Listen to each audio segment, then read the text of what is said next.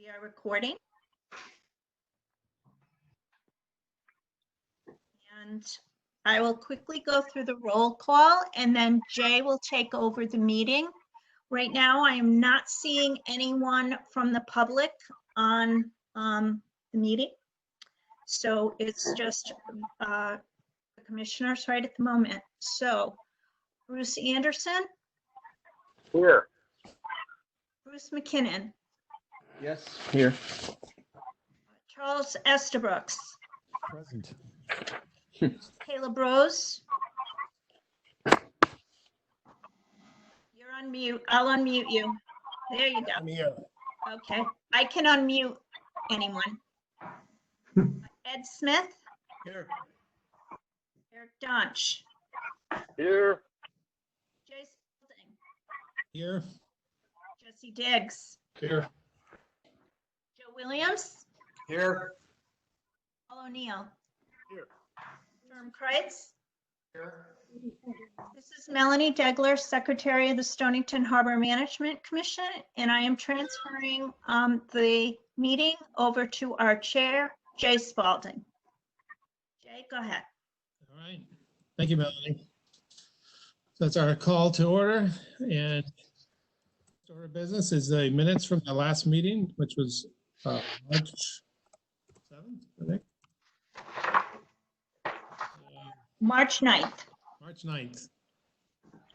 So I get a motion to approve the minutes from the last meeting. I'll make a motion to approve the minutes from the March 9th meeting. Okay, thanks, Ed. I second. Who was seconded?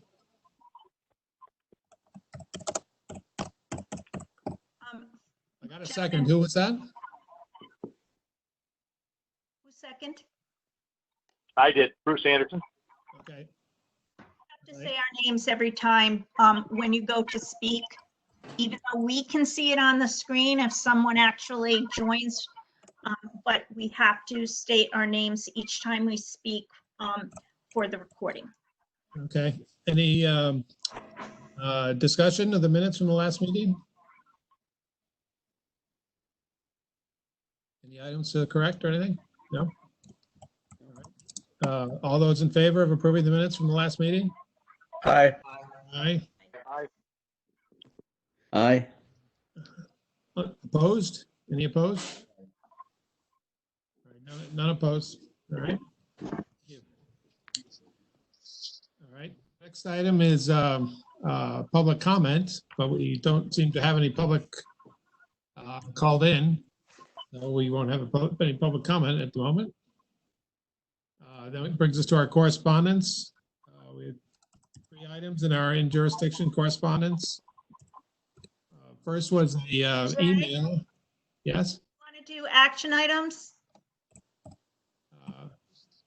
Okay. I don't have those in front of me here.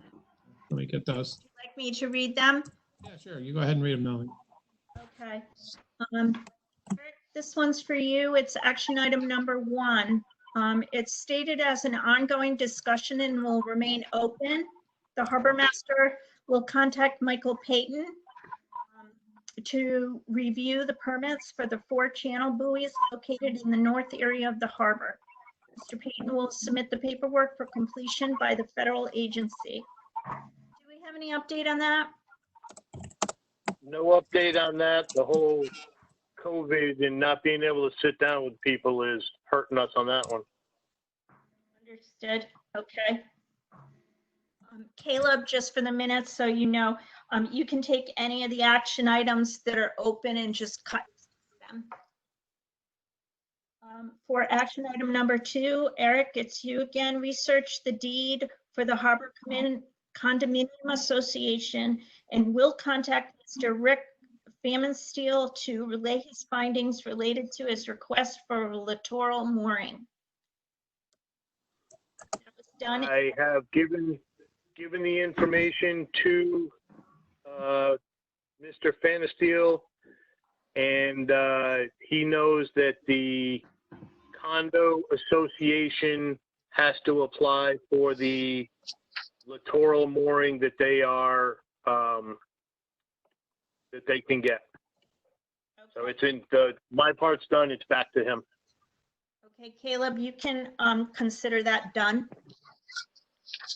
Action item number 3, Chairman Spalding will review Appendix C on the mooring buoys in the plan to include pyramid-style moorings in the harbor, and also change the current mooring ball diagram to the new numbering system.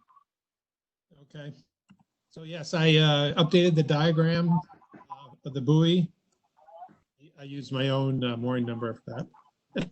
So didn't want anybody to feel singled out or anything. So so my mooring number is the example mooring number in the buoy with the same fictitious name, John Doe. For the anchoring systems, what I did was I made a note that other types of anchors systems are available and permissible, and that to coordinate that with the harbor master and their installer, and that in the note I also had that the examples for the mushroom are, they should be equivalent holding power to the mushroom anchor tables. I didn't feel I was in a position to make up a whole new another set of tables with various different mooring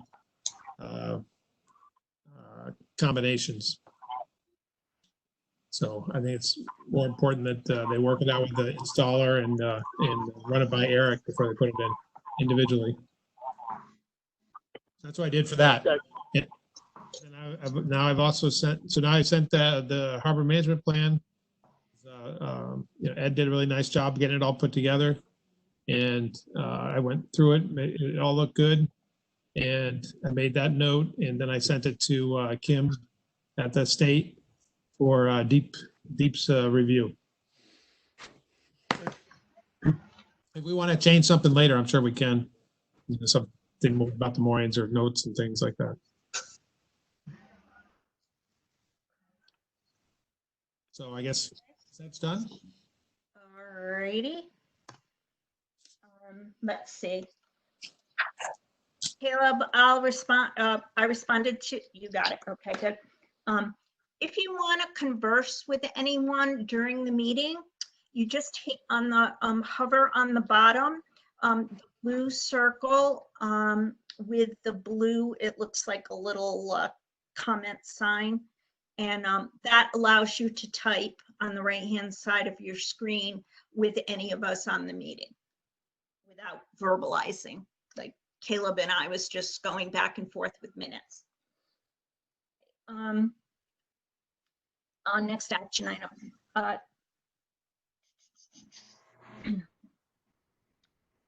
Chairman Spalding will contact Deep for any mooring data specifications they may have for review. I have not done that yet. Okay, so that's still open. And also the next one, this was 3 subsets, action item 3, and the third was once Spalding has all attachments and changes, he'll then send the full package to Deep for review. All right, I did do that. Next action item is,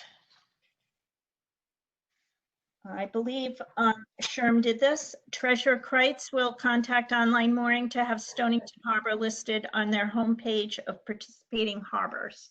I saw that was done. Is that correct, Sherm? That is correct. Done, and they've got it changed. Thank you.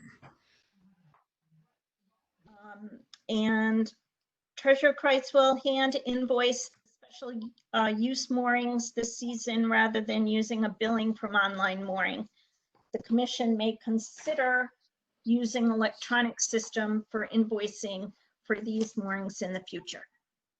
That was done, and the invoices were all paid. Excellent. Next one is a new work group led by Commissioner Williams to investigate the maintenance of the transient dock and the installing of a new larger sign. Do you want to discuss that later, Jay? Or The transient dock, well, I don't have it on the agenda later. we can If Joe wants discuss to it. go over it now, he can. Okay. Okay, yeah, this is Joe speaking, Joe Williams. Yes, I spoke with Chris Ericetti, who's the president of that portion of the Commons that oversees the exterior, including the dockage area and that sort of thing. He also happens to be the fleet captain of the yacht club and responsible for the dock side of things, so he's pretty familiar with things. And I asked him about the dinghy dock, and what he says, I think a lot of us probably know, is that the dinghy dock was a stipulation required to be provided by the developer of the Commons as a public access use. It's been a bit of a gray area as to who owns the dinghy dock. They do not stipulate that they own it, but they do own all of the marina that's directly adjacent to it, and they are responsible for the maintenance of that. And he said that there is also, if the Commons feels that some portion of the docks are not being properly maintained, that they can ask the developer to in fact make corrections or make the necessary repairs. He said in this case, if we are concerned about the signage there, what he would recommend is that we, the commission, write him a letter as president of his portion of the Commons and stipulate our concern. With that, he will then make a demand of the developer of the Commons to remedy if it's replacing the signs, for example, then he can do that. I asked him what leverage does he have, or does the Commons have to do that? And he said, if they don't respond or they don't make the proper correction, they can actually fine the developer, which is sort of an interesting situation. In any event, I took it another step. It's the signage. I took a picture of it. I don't know if you're familiar with it. I'll put this up and see if you can see it. This is a picture of the sign that says no transient dockage at the dinghy dock. It's pretty much beat up. That particular sign is, I think, 18 by 25 inches. And there's also an issue of size, I think, as to whether or not it's visible by incoming boats. The other sign is no swimming from the dock, and it's also pretty much beat up. It's hard to say exactly how it got so beat up, but it is. And there's that sign. As you can see, it's just on the other side of the no transient dockage on a regular basis. So I did go to the hold on one second. Copycat, went to Copycat in New London and asked them to give me a quote as to what it would cost to replace the signs as they are, and also to replace the larger sign with another sign that would be approximately 50% larger than that, which is, would make it more visible for incoming dinghies or other boats and that sort of thing. And the reality of it is, it's really not very expensive to replace the existing signs. The no swimming sign would be, depending on if it's a plastic or aluminum backing, would be $36 to $38. The larger sign would be $53 to $61. If you were to provide an even larger sign than that, it just gets up into the $80 or $50 range. So in any event, I guess the question, part of the question is, well, do we have jurisdiction to over the dinghy dock? I don't know the answer to that. Maybe Eric or one of the other commissioners has a better sense of that. But certainly we have recourse, and certainly the Commons, at least through Chris, is open to requesting that action be taken on behalf of the developer to make that signage proper and in proper condition. So that's really what I found out as it relates to. I haven't done anything more than that. I want to report that to the commission and seek further direction as to what you'd like to do.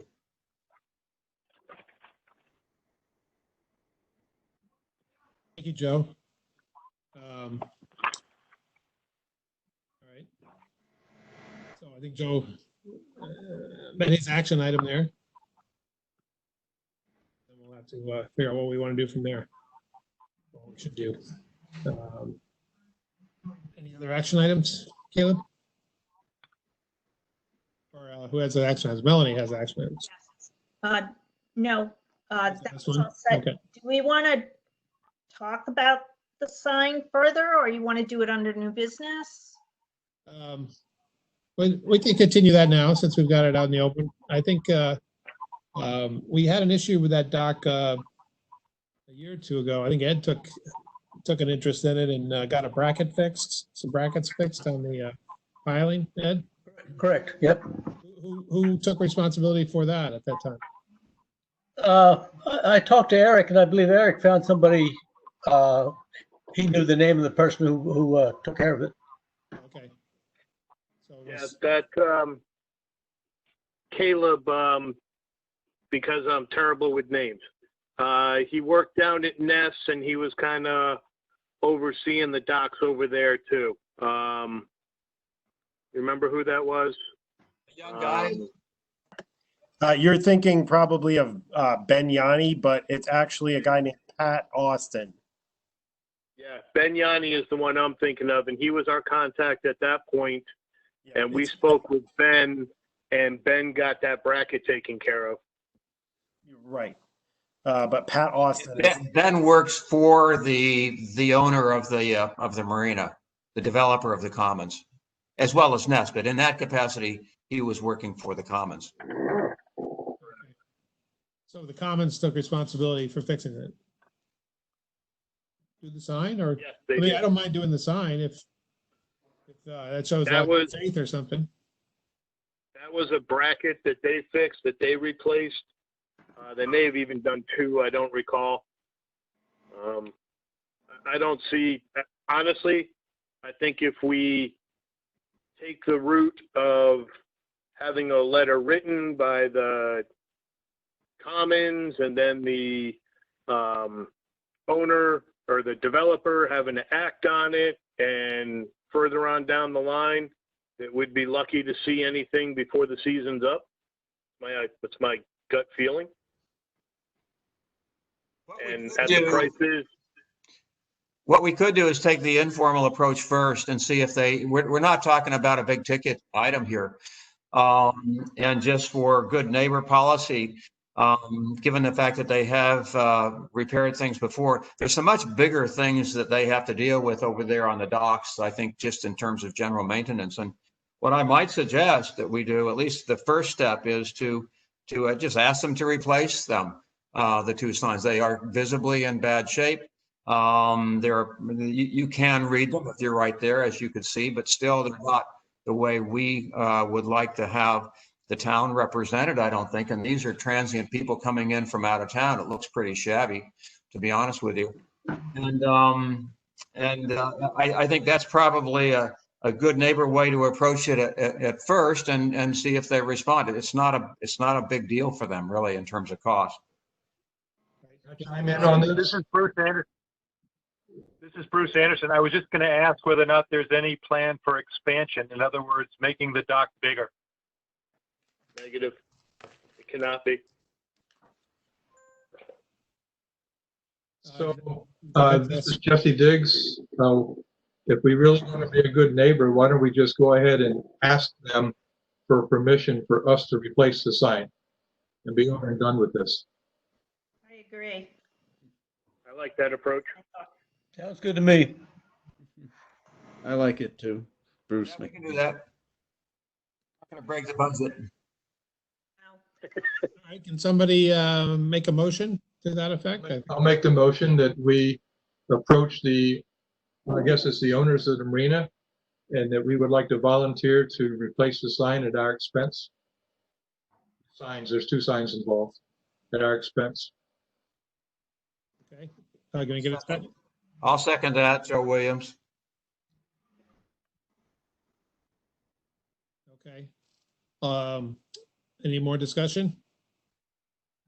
Just to clarify it, if we're indeed going to replace the signs, I would highly recommend that we go with the aluminum backing. I feel that the plastic backing could be broken off by the same young forces of nature that have bent the aluminum signs that are there. Yes, I agree. I was there, my husband dropped me off for the meeting tonight, and I checked it all out, and it can handle a larger sign, and the aluminum would definitely work much better. So do I have to modify my proposal to say aluminum signs, or do we just? You said signs. I think that's fine. Okay, let's go with that. The cost difference is nominal. Yeah, this is peanuts. Okay. So, all right, I'll call the question. All those in favor of the sign motion? Aye. Aye. Opposed? Okay. That carries. All right, now on to the next thing. On to correspondence now, I believe. Tell me when is the appropriate time. I in my conversation with Chris, he did raise another issue about enforcement of rules on the dinghy dock. It's related, but I can bring it up whenever you guys want. Joe, we'll do that in new business. All right. Got a couple of items there, I think. Okay, so on to the correspondence. Attached to the agenda is an email from Ian Cook. I don't know if any of you know Ian Cook. He plays a prominent role in the Small Boat Association now, and has a shop downtown that indulges or whatever the name of it is. He had suggests that you can read the email, but the basic suggestion is that we should be charging a fee for people to stay on the wait list. Obviously not a new idea. He thinks that would make things a lot better for us and for everybody else if we did that. He suggested a $50 fee to only have serious mooring holders on the wait list. I think that's a great idea. Let me jump in on this because he called me. Tucker Bragdon had given him my number, so he called me to discuss this very issue, and I told him that it's something that we talk about basically twice a year, every year, and we've never really come to a conclusion that we want to do it or not.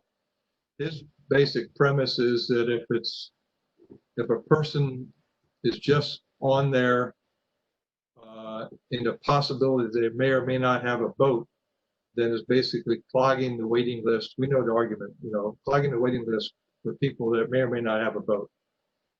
My counter to him, I wasn't trying to take any particular position on it, but when a person signs up, it's many years down the road and they may change their mind. And when we contact them and they decide they don't want to be on the waiting list anymore, they're just a ghost that vanishes.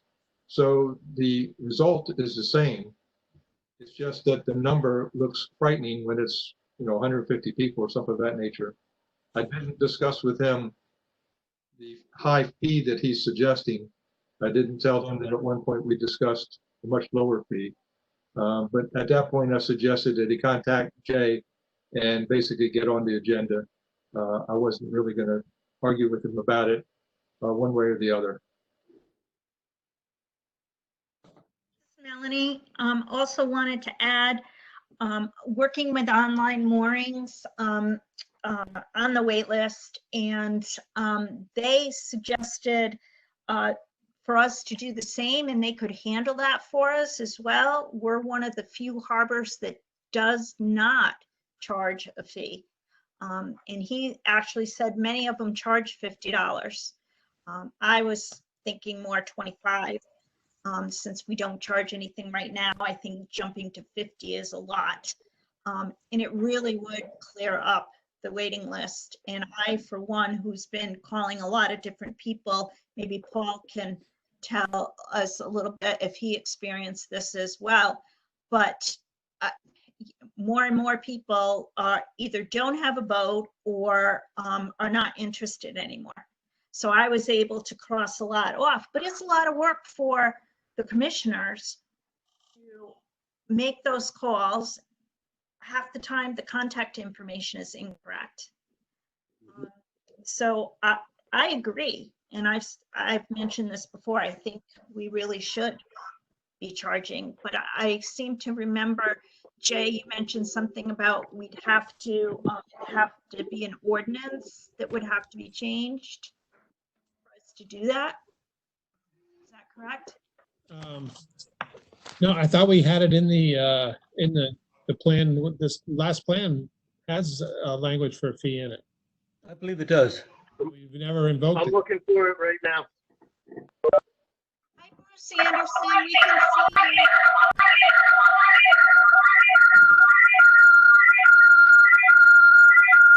Oh, that's some nasty feedback. Bruce, you gotta hang up the phone or. I think I got to hang up the phone. Yes. So now you're on the screen, so you can't have both. Right. Will online mooring charge us the $6 for maintaining these customers?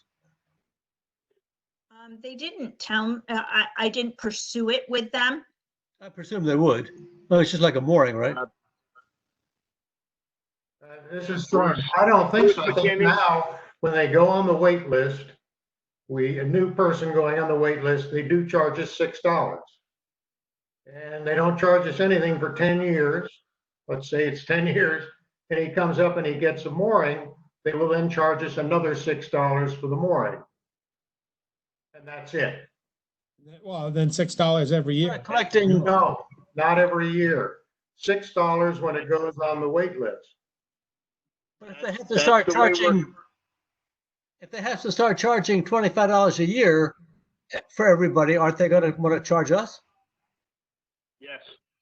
Yes, then they would. I was talking about the way we are now. Oh, okay.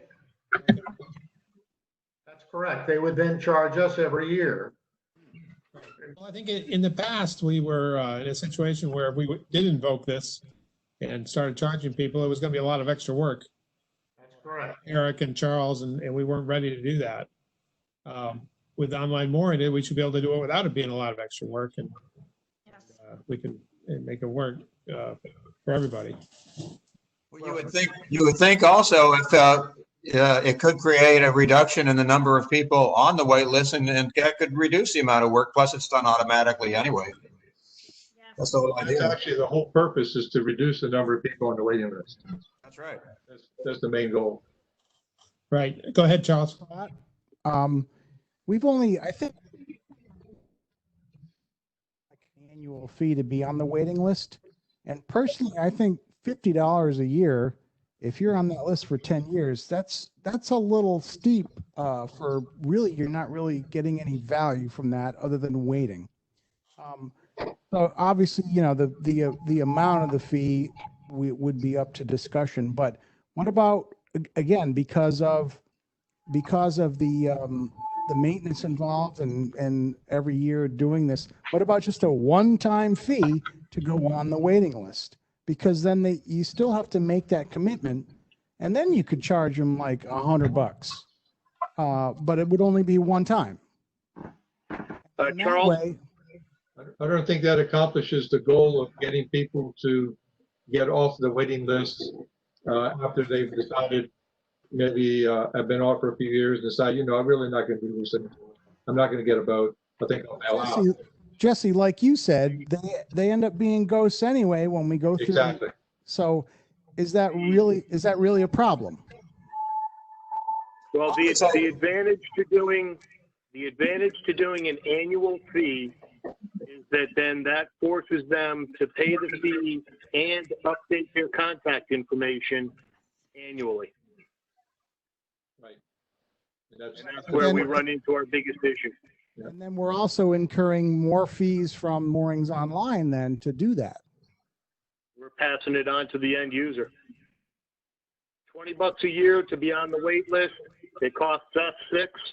Honestly, I really think from the discussions we've had, and correct me if I'm wrong, any of the commissioners that were at the meetings with me, for some reason it's ringing in my head that the online portion of a wait list fee was only going to be $3 per person. Half of the mooring, because it's actually less work for them. This is Sherm. Eric, I do not remember that. I don't remember $3 for anything. I thought it was $6 and then $6 when they go on, when they get the mooring itself on our current system. Okay, even if it's $6, if we're charging $20 a year, we're not losing any money. I think you guys know that I have always been in favor of putting a fee on the wait list. I've got the management plan open in front of me. Under the wait list section for renewal applications, they're valid for a year, renewed annually for the following year, will be renewed in September. I'm paraphrasing this part. And then, quote, the applicant shall return the completed and signed renewal application with the stated fee to the harbor master, postmarked no later than the date designated on the application. Failure to renew by that date shall result in the applicant's removal from the wait list. The words are already there. Good. Eric. This is Sherm again. Eric is exactly right. We wrote that in. We've ignored it since, and probably for good reason, because what happens is if we're willing to have it cut and dry, just as Eric read it, and the application doesn't hit us within 5 days of the end of the period, the person is automatically dropped from the wait list. That's one thing. It requires very little effort. It's pretty automatic, and that keeps the wait list clean. But what instead is going to happen is that 20% or 10% or 15% or 50%, well, I don't know what the percentage will be, of those that are dropped are going to call Eric. They're going to say, hey, I was out of town, or I forgot, or whatever. So Eric is going to have to decide, or somebody in our organization is going to have to decide whether you want to bend the rule a little bit to allow for a compassionate redress, let's say. I talked to Ian, by the way, last year about this subject. I ran into him out at the Fall Boat Association, and he just couldn't understand why we kept making exceptions to people that didn't get their mooring application in on time, or didn't do this or didn't do that on time. And that was really the basis of my objection to charging money or doing anything on the wait list after it started, is that it's going to eat up, in my opinion, however we do it, a lot of time on the part of probably Eric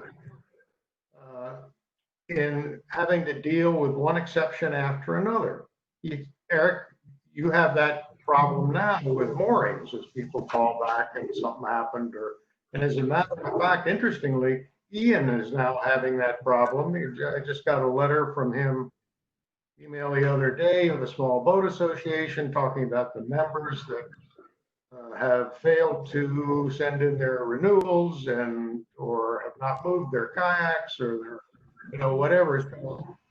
He was very much you write up the rules, you stick by the rules, it's automatic, people learn how to do it the right way, blah, blah, blah.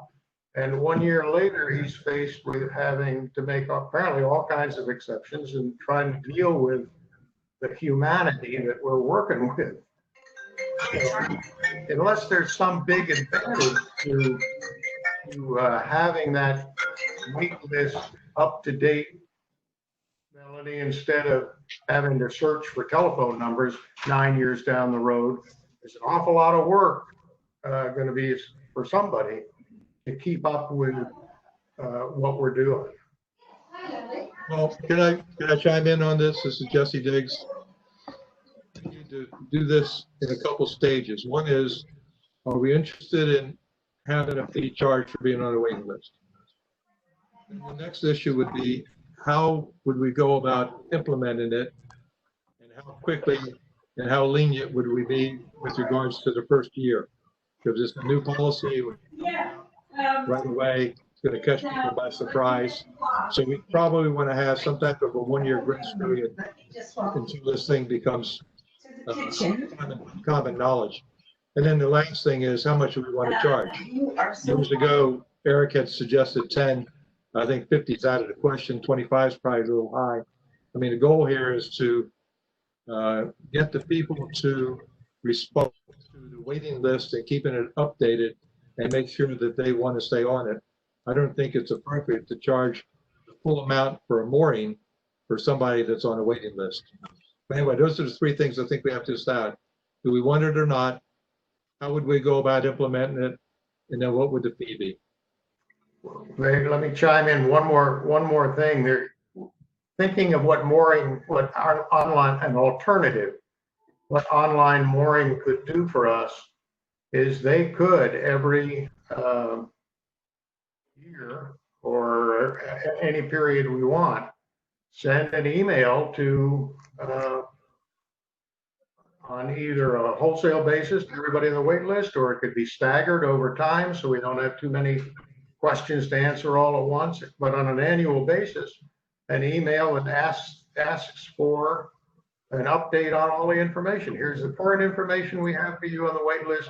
Please update anything different and email it, or however they communicate to online. Go to online and fix it. So there's no money involved in that, but it is a timely reminder to people that they've got information sitting out there that needs to be kept up to date.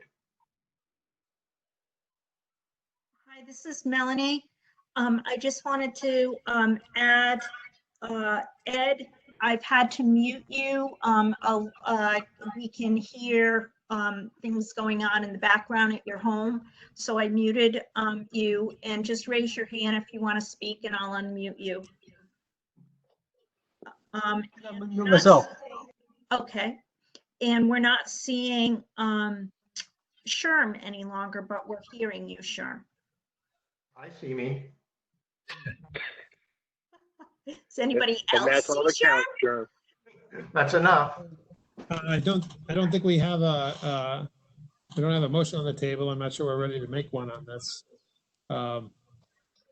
So as the chairman, I suggest we table this discussion to our next meeting, and maybe we do a little more investigation and come up with a firm plan of how we would want to do this. I think with online mooring, we have a real opportunity to do this without too much pain for us and for everybody else, and it'd be a good way to keep the list up to date.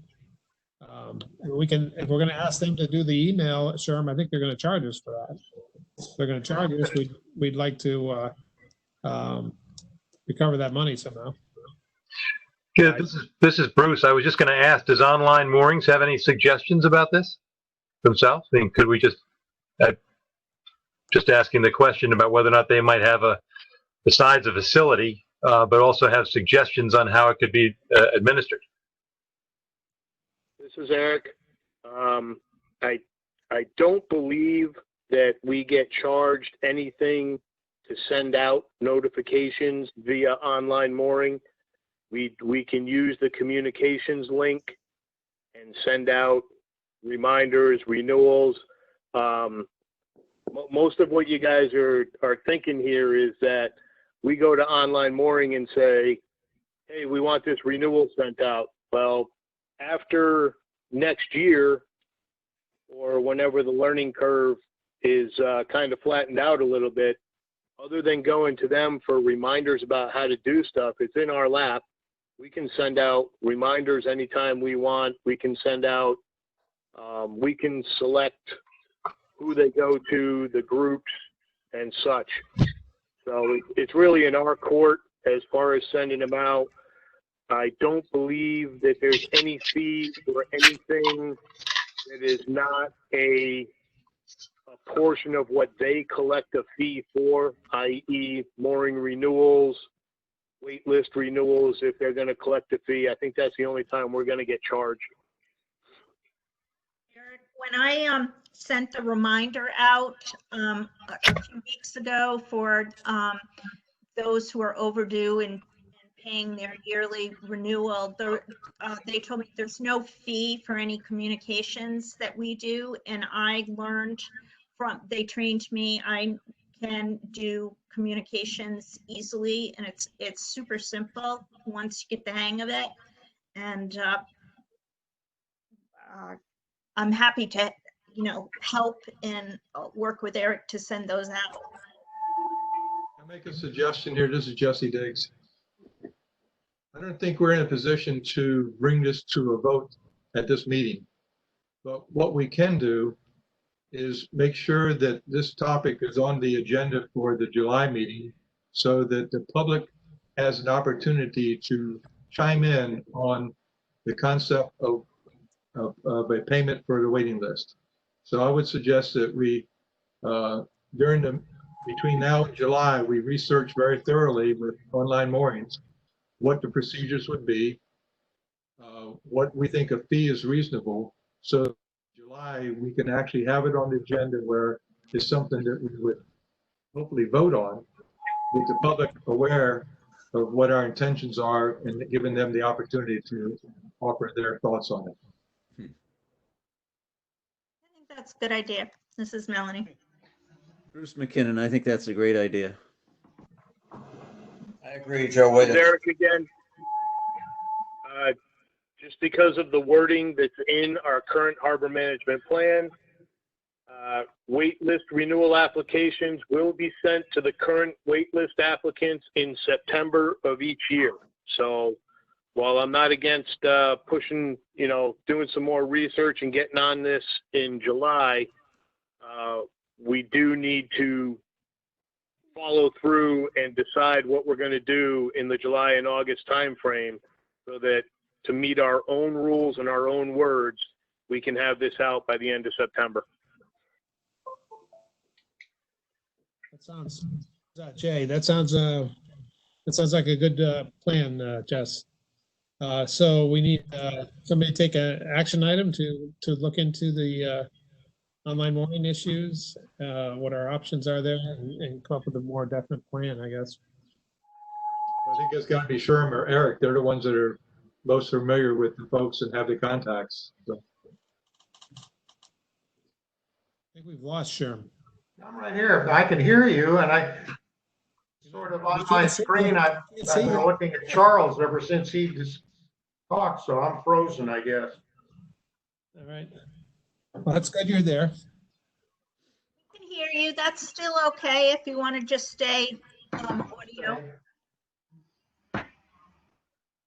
So do you want to do that, Sherm, or investigate our options with online mooring as to what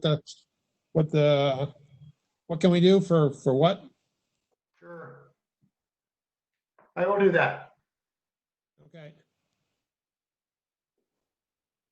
All right, moving on to our next bit of correspondence was a couple of these waitlist renewals from the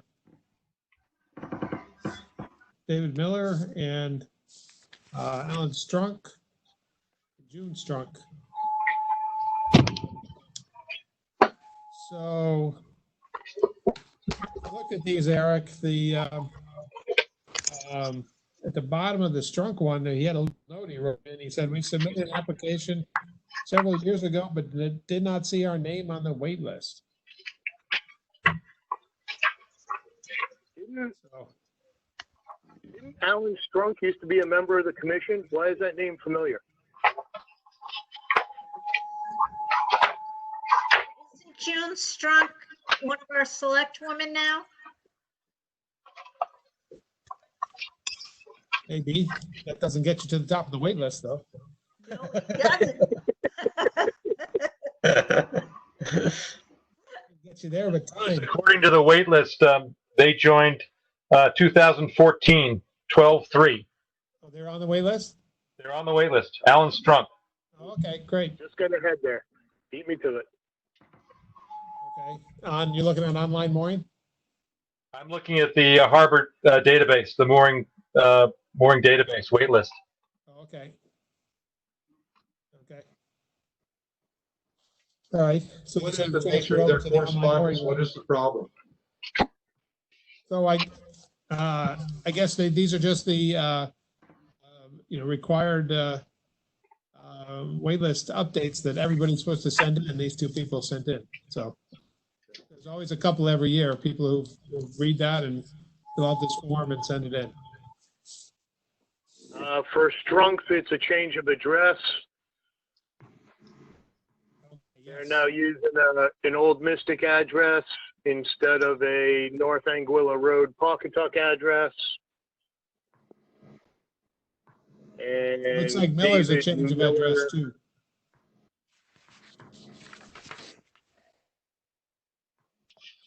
Miller was on my list from a couple years ago and contacted me in, I want to say, and then I went through sort of the preliminary process of getting him to having a mooring, and then ultimately he sent the application, which I guess you got, Jay. No, this was a wait list application. Yeah, but It's it's a an wait list. update. It's updated information. So we have him in here. We have him in here as Cromwell Court, Old Saybrook. He's now updating us to Spring Street in Chester. So Miller is an update. Strunk is an update. Okay. Miller first. This is Bruce again. Miller first got on in 2008. If that's an interesting little chronology in terms of how long he's been on the waiting list. So yeah, he should be up for one. Yep. I'm pretty sure that I sent out the, I want to look through my emails now, but I'm pretty sure I sent out the application for mooring. And Eric, did I send you an email about him or? Yes. As a matter of fact, I believe he reached out to me just the other day asking for an update and location. So we'll end these two waitlist applications will get taken care of. It sounds like Miller is up for a mooring, and Strunk, we need to update the information. So I think we're good for these. Okay. Thank you, Eric. Thank you, Eric. I own taking care of both of these. Okay. That brings us to one of the main reasons I wanted to have this meeting this month is to go over our, commissioner mooring survey program. We have a new commissioner, Joe Williams, who needs to know what to do here, and a quick refresh for everybody as to what we do with our monitoring the moorings through the summer. So Eric, you want to speak to this? Sure. I haven't looked at on how we can use online to work this yet, but basically, as you all recall, you each have an area that you're responsible for. I can send out the reminder of who is responsible for what areas.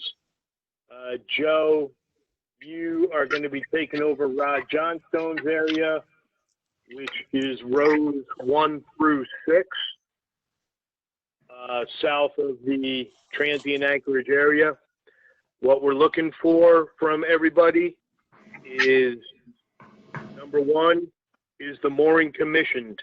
i.e., is it still a winter stick or is the mooring ball there? That's cut number 1. Cut number 2, if there's a boat on it, you should be able to look and get the person's name, the vessel name, and see if it's the right boat. But really, is there a boat on it? Is the mooring being used? You can look for signs of growth. You can look for mooring pendants that have obviously been hanging in the water for 1 month, 2 months, 3 months, and document them each month as to what the condition is if they're not being used. Those are really the biggies. The underlying concept here is that we identify moorings that are not being used so that we can contact those people, find out why they're not being used, and then not invite them back next year if that's what it comes down to. I do suspect, because of phone calls and emails that I have gotten this year, I suspect that we're going to have 20 to 25% unused moorings this year because people are using the COVID pandemic for one reason or another to not be using their boat, not putting their boat in the water, saying that their marina is not working with them to get the boat in the water. These are all going to have to be addressed on a case-by-case condition. Those people that have talked to me that have suggested that they will probably not put the boat in the water have been reminded that the mooring does have to be commissioned. The mooring ball has to be installed. If they don't put their mooring pendants on it, I don't care, but we can't have the winter sticks out there as navigational hazards.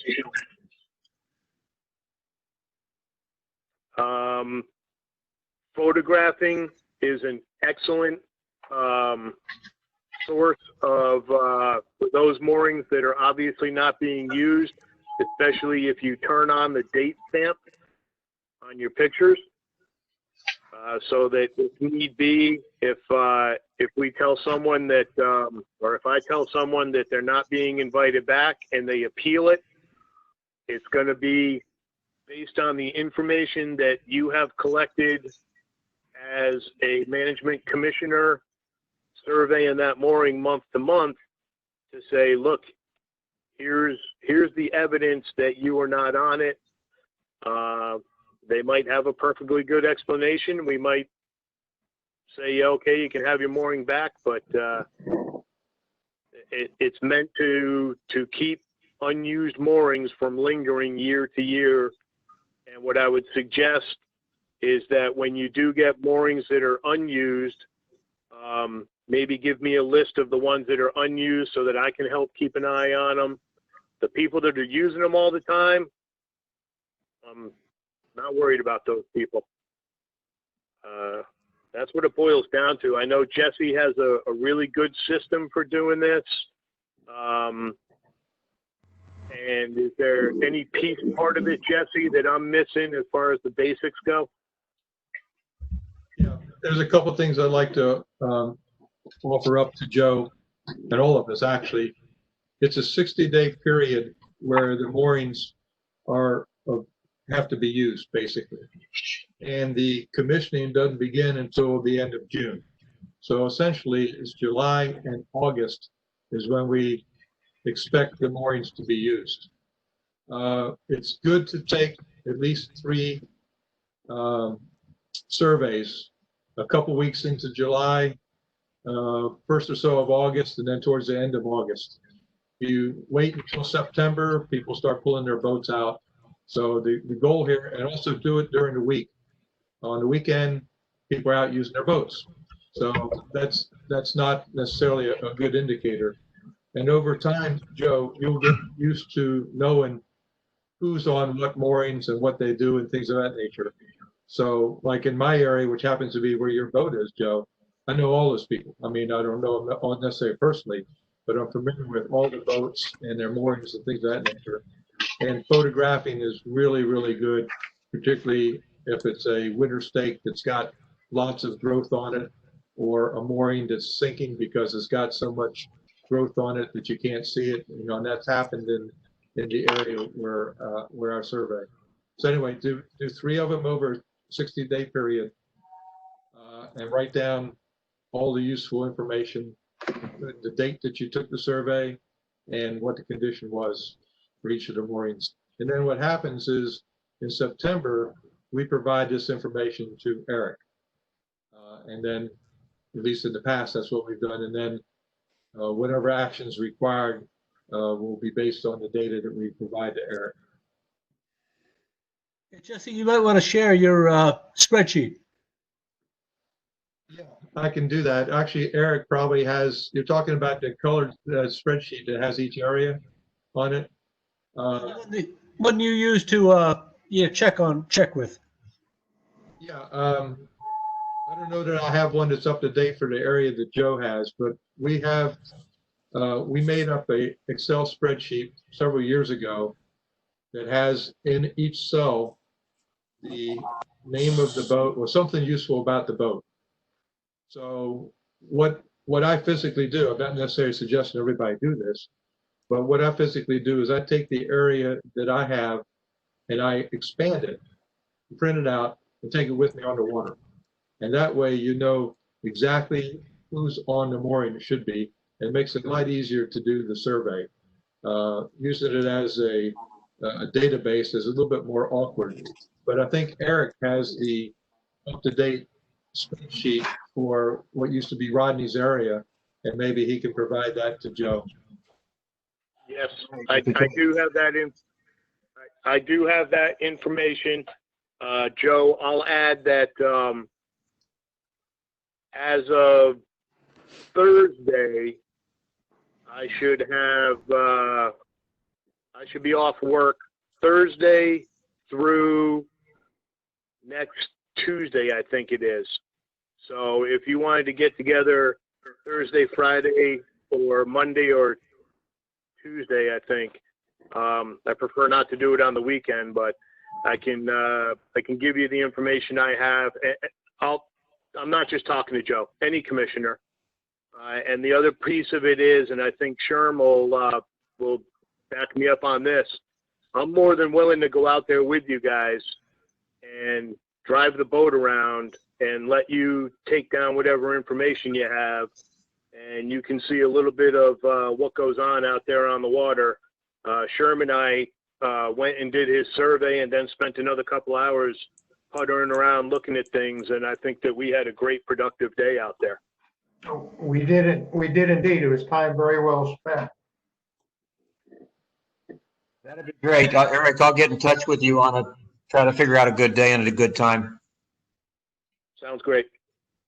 I have, being the second, this is Melanie, being the second newest member, Jesse shared all his information and spreadsheets with me, and I found them very helpful, Joe. And they're detailed, and I have my latest spreadsheet. I'm happy to share that with you so you can see how I've been doing it too, from what Jesse had suggested for me, if you'd like. That'd be fantastic. Thank you. I'll email it to you after the meeting. Perfect. Okay, Ms. J. Thank you, Eric. We're good on that. That brings us to the treasurer's report. Sherm, wherever you are. Well, I think I'm still here. I did send out the updated financial report through May to everybody. Yes, that went on the agenda too, on the back of the agenda. It's been 3 months really since this is the third month, so it's 3 months worth of numbers are new. So let's just go to the year to date. You're all familiar with this, and go down to the bottom line where it shows undesignated funds, $24,559. If you take that number plus $25,000 that we have, in a sense, escrowed or reserved for a new boat when we need it, and the $300 that we have advanced to Eric over the years, you end up with the same number that the town has for us, and that's where we stand today at about 50 some odd $1,000. Good. That's good. Good stuff. Nothing amazing in the expenses. We did, BMW finally got the work done on the boat. I shouldn't say that. Sounds like they were dragging their feet. They weren't. But the work was done and billed for $2,700. And I think, Eric, That encompasses both the decommissioning and the commissioning, kind of, in one number. So we're not going to have much more to spend in in 2020 on the boat unless something comes up. I believe that's a true statement, Chairman. Pardon? I believe that's a true statement, Chairman. Other than that, I have a little trouble with online only in that we had originally agreed that they would each month send us an invoice for what we owe them, which we would then pay. And they would also send us a check for what they owed us in fees that they collected on our behalf, which we would then deposit in the usual manner with the town. And that worked fine for a couple of months, and then something slipped, and they went ahead and their normal practice is to go ahead and offset anything they owe us with anything the client owes them. So that's happened for a couple of months now, and so I need to do a little exploratory work to get correct the numbers that are represented as income versus the numbers as expense. So the expense for online mooring on this is low because they've applied some of our revenue to reduce their bill. Anyway, I'll straighten that out. Net, it works out fine. I mean, the dollars show up in the wrong place. That's all. So when you look at the total for the year to date, those are real totals. So the $50,000 real numbers, and they also join into what the town has. That's all I have. Sherm, this is Eric. Just to keep you up to date, I have a check in front of me dated 4/30/2020 from Online Mooring. The amount is $12.80. All right. That sounds like what's left. That sounds like what's left after they covered a bill that should have come to us directly instead of being offset. So that's an example of what I'm talking about. Yeah, I just wanted you to have that. I know you didn't have the April number yet.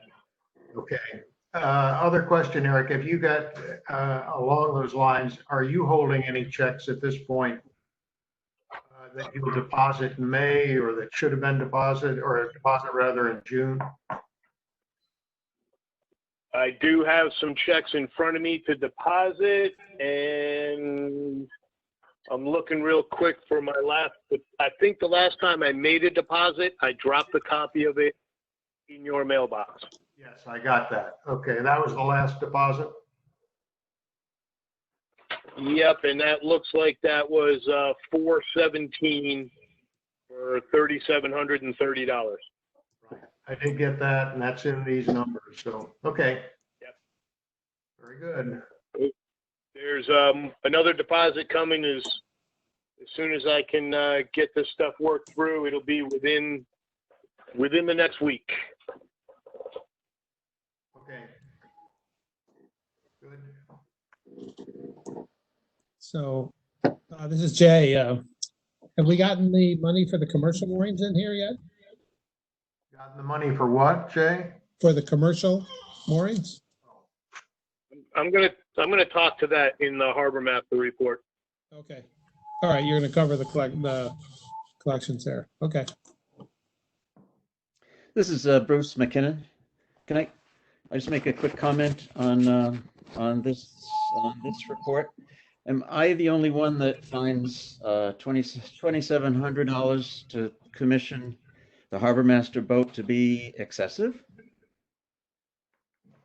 You're talking about this is Jay. You're talking about the invoice now. Yeah, the invoice from PMW. When I was shocked, I found it excessive for a fairly small boat.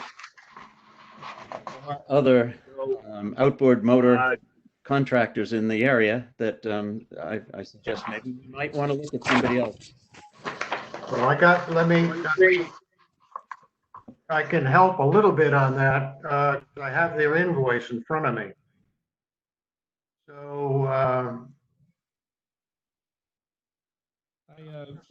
I'll speak. I might have it too, Sherm. Sherm, for everybody's, I attached the invoices to the Okay. agenda I mailed out, so everybody should have that. Okay, The good. next page after the treasurer's report. Okay. So I have the invoice too, and it just struck me that some of the things, it just seemed excessive for a boat that size. So one thing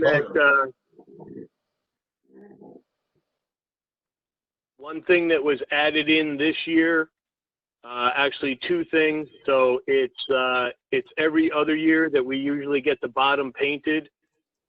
This year we had the bottom painted. That looks like $440. Right. It's hard to read in the copy. And the other thing that I had them do this year was to buff and wax the hull. Right. That's 500. And that was a $500 line item. So there's $900. You know, that might be a little bit of a labor shocker to you. Eric, where do we stand on the water pump impeller and thermostats and things of that nature? I can't see it. Was that part of this commissioning also? All replaced. Okay, well, those are expensive items too, so. Just for a comparison, for our sailboat through Gwenmore for commissioning, $2,400 for us for 44.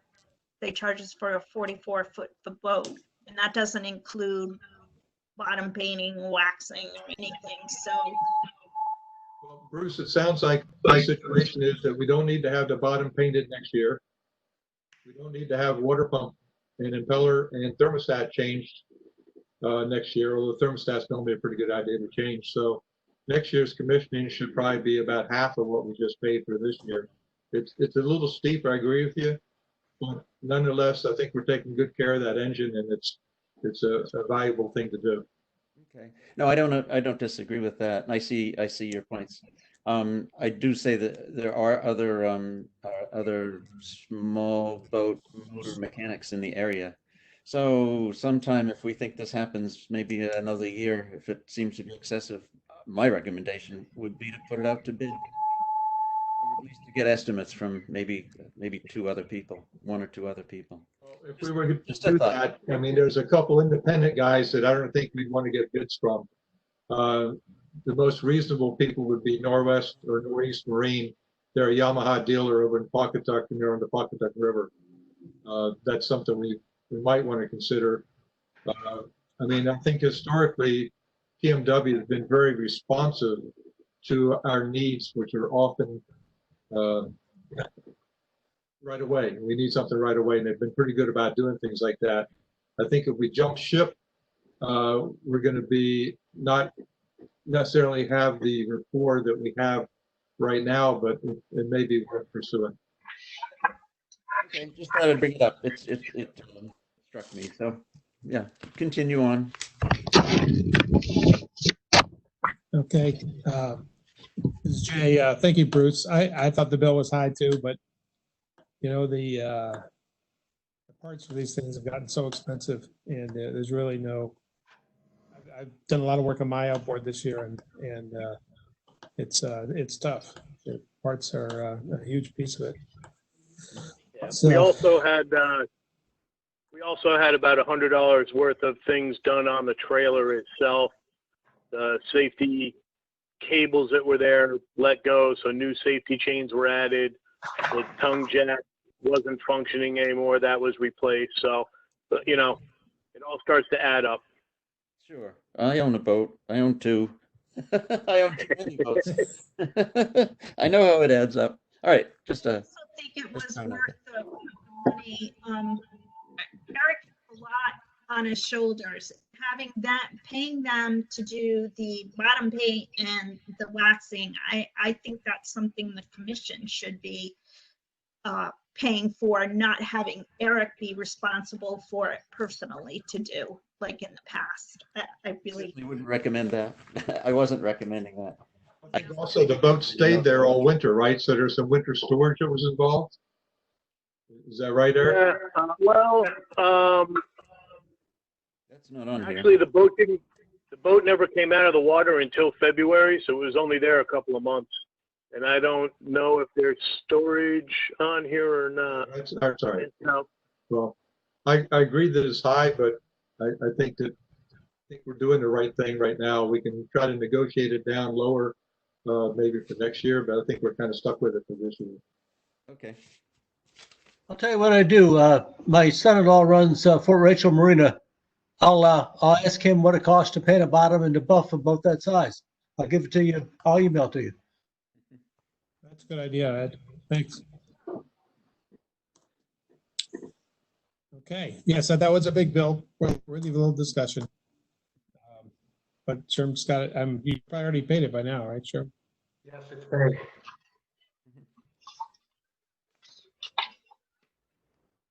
Make a motion to accept the treasurer's report? second. Second. Jesse Diggs, second. Okay, any more discussion of the treasurer's report? All those in favor? Aye. Aye. Opposed? Guys have it. Okay, next is the Harbor Master's report. Eric, I put the bullets on the agenda for you to go through. Okay. Start Scroll with back a up here. updated waiting list, mooring list, renewal status. Okay, so first off, I'll apologize for not having a written out report. I just came back from living nocturnally for the last 2 months because of my job. So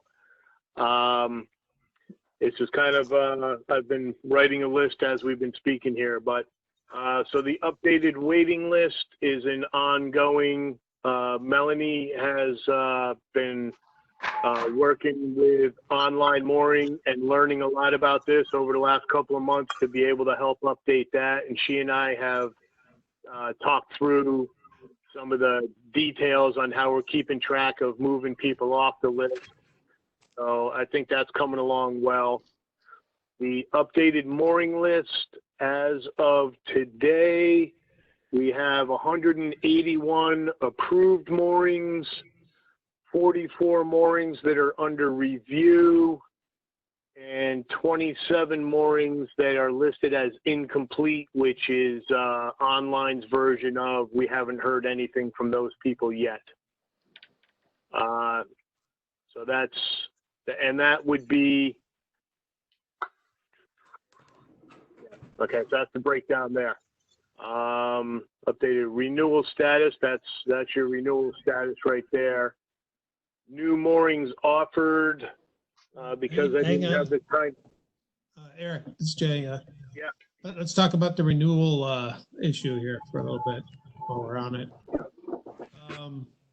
So what are we going to do with the ones that haven't renewed? I already sent them a 30-day notice overdue, and that reduced it from 47 people. So we got about, what, Eric, 10 or 12 in? Yeah, something along those lines. I'm looking at the list right now. 2, 3.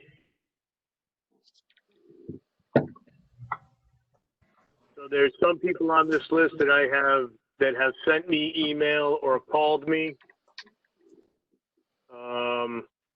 Probably about, what did I say, 27. I've heard from about a third of those people already, and most of them are still holding out to try and get information from the DEP, no, DOT, DMV, that's it, on new boat registrations and things like that. We do have one deceased one that's still on the list that needs to be removed because she gave up. So I think what we can do is make at least one more. I'll clean up the people that I know of right now. I can do that over the next couple of, by the end of this week, hopefully. And then we'll send out, if the list is short enough, we'll just make it phone calls, find out why we haven't heard from them, and go from there. We're not too far off track for where we normally are this time of year. This is Jay. Okay, thanks, Eric. That's what I thought we would have to get to the point where we had to make some phone calls, certainly this year. Hopefully, we won't have to do that too much in the future. But with this transition year, I could see us having a call every one who hasn't replied, find out whether they got the emails and what's wrong. Right. And we should be able to easily get through that, I think. So Help with that. I can make those calls if you'd like. Okay, let me, you and I will talk, Melanie, because I want to take care of the people that have reached out to me first so that, Yes. we're not overlapping and unnecessary calls. Gotcha. Okay, so new moorings offered. I don't have the total in front of me right now. Most of them came from Melanie, I believe. One from Caleb, and was there one old holdout from you, I think, Sherm? One, maybe two that had requested a 1-year deferral that we're now taking care of. Well, there might be one of those, but there was one new one, Jim Whitliff, that you approved. So there was one new one. Yep. I think right now we're working through about 10 people that we're just cleaning up, getting them squared away, answering their questions. I've got paperwork sitting on the desk for half a dozen, and we're moving along pretty good in that area. We'll be up to date probably, I would say by the July meeting, we'll be up to date to figure out where we want to go as far as putting out offers this fall for next spring. Commissioner Mooring Survey Program, we've talked about already. Harbor Master boat status, the boat, we just went through the maintenance that was done on it. The boat is in the water. It's down at the dock. Seems to be in good condition. Seems to be running well. I don't think we have any issues right there right now. And for other items, now that I'll have a little bit of time, the Sandy Point Slow No Wake sign needs to be installed. Excuse me. That's something that'll happen within the next week. But that'll happen within the next week, and I'll get together with somebody to give a hand with that. I did send an email to Jesse because he had the name, the electrical at the dock. The lights that are down there work great. The problem that we've run into is that there is one outdoor outlet and box mounted to one of the light posts. It's the closest to the top of the ramp going down to the dock. That surprise, surprise, when you open up the cover to plug something in, a bunch of water pours out. Followed that back. The GFCI breaker is tripped and will not reset. I've gone as far as taking the cover plate off and seeing a whole bunch of water inside the box. I recommend that we get a hold of the contractor that installed that and have repairs made.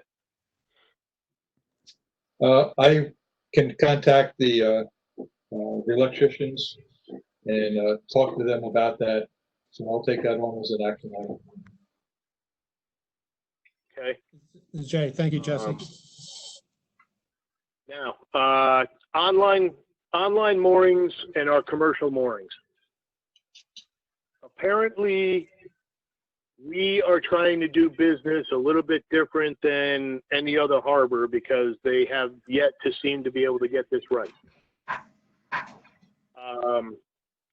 Online mooring offers a couple of different options. Obviously, the individual mooring that every one of our mooring holders is filling out and doing online.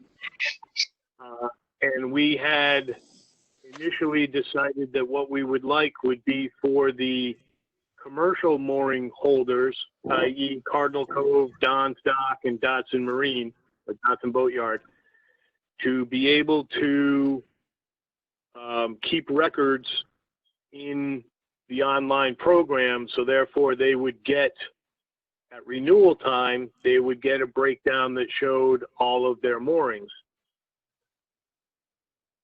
Apparently this is a little cumbersome.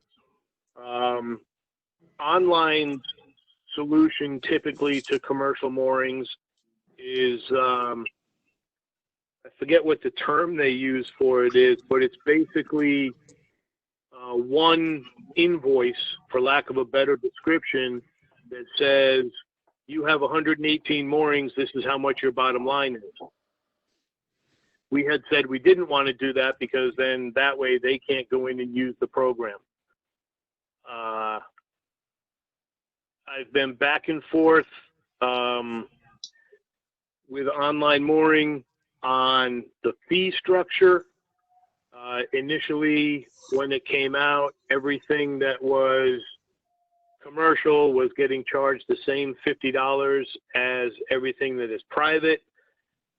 So we thought we had that squared away, but then when I tried to send them out and the list popped up in front of me, it wasn't 100% right. So we had to go back and forth a couple of times to make sure that we were charging the $100 per mooring. I still, and the factor that I can't go in and sit down next to, you know, somebody at Don's Dock and sit down next to Judy at Dotson's because of the whole COVID crisis restrictions that are put on us, to go through and look at the emails. I'm not 100% convinced, and online has not been able to prove to me yet, that when I hit send, Dotson's is not going to get 118 individual emails. And I'm not willing to flood their system with 118 individual emails. Cassandra down at Don's Dock has been really good about talking with me on the phone and trying to work through this, to the point where she got frustrated about a week ago now and said, I want to just send you a check. Just give me some kind of invoice. Just send me a check, or let me just send you a check so that we can get this behind us. Cardinal Cove gave up early on. When I explained to them that I was working through getting things fixed from a $50 fee to a $100 fee and back and forth, she said, okay, give me your address and I'm going to put a check in the mail today. And that's what Cardinal Cove did. So I have a payment from Cardinal Cove. I'm expecting a payment from Don's Dock, and I still have an open item with Dotson, which is our biggest ticket. It's a $11,000 check. I hope to, so between my work schedule and the COVID thing of not being able to sit down with people, I hope we're at the point now that enough time has passed that that we can get to the bottom of this. I think really what I want to do is just send an invoice to Dotson's along the lines of what we used to do. Hey, it's 118 moorings. I can include a copy of the list of their moorings so that Judy can check it off if she wants to, and just get the check-in from them and try and fix this whole email issue as we move forward. It's one part of the experience with online mooring that I'm not happy with. Don Stock, I was there this afternoon. They've opened the office in the store, so Cassandra might be able to meet one-on-one with you if you needed that. Okay, now that I'm gonna have some time available after Wednesday, I will get a hold of Cassandra, and I think what I'm gonna do is just print out an invoice for her though, and go that route. Part of my my personal problem with this online piece is that I do not see what goes out to anyone. So I don't personally see what those of you that are mooring holders, what you get on your end. So it makes it very difficult to be able to try and work through solutions. And I've asked about this, and I've kind of over the phone drawn a blank stare about that from online. So why can't we just ask them to add you as a mooring? I actually send myself a copy when I send something out to, like I sent those renewals out. I actually blind copied myself in it. So I was able to see what the person gets from us to make sure that it was correct. So that's a possible option. What you're seeing, Melanie, is the email that you sent out. And yes, I can do that. I can CC or blind copy myself on the email that goes out. But the physical click on this button and work your way through a mooring, I don't see. So that's where I have a real hard spot in hitting go and flooding Dotson with 118 emails when online mooring can still not confirm with me that that is not what they will get. So again, Eric, I'm asking the question, why can't we have online moorings add a phantom mooring that's the harbor master's mooring, such that anything that goes out, you always get a copy of it? We can do that. That'd be something that we could use going forward. I don't know how we're going to cover the fee part of that, how we're going to handle that piece, because if it goes out as a phantom, they're not going to know that it's a phantom mooring. They're going to want a $50 charge and take their portion of it. So if that's something that we're going to play back and forth with money in the commission, we can play that game. Well, I don't think we want to pay like you're describing, but perhaps we can talk with online moorings and find out how they're doing this with other harbors that have a harbor master. If any other harbor master has requested to be on the distribution for anything we send out, that's essentially what we're asking for. I've asked that question and not gotten an answer for it. Hey, Eric, this is Sherman. Can I ask a question on the Dodson issue? Just the current concern about flooding them with emails because it didn't work the way you thought it was. Can't we just set that up one time with another email address? Anybody's email address.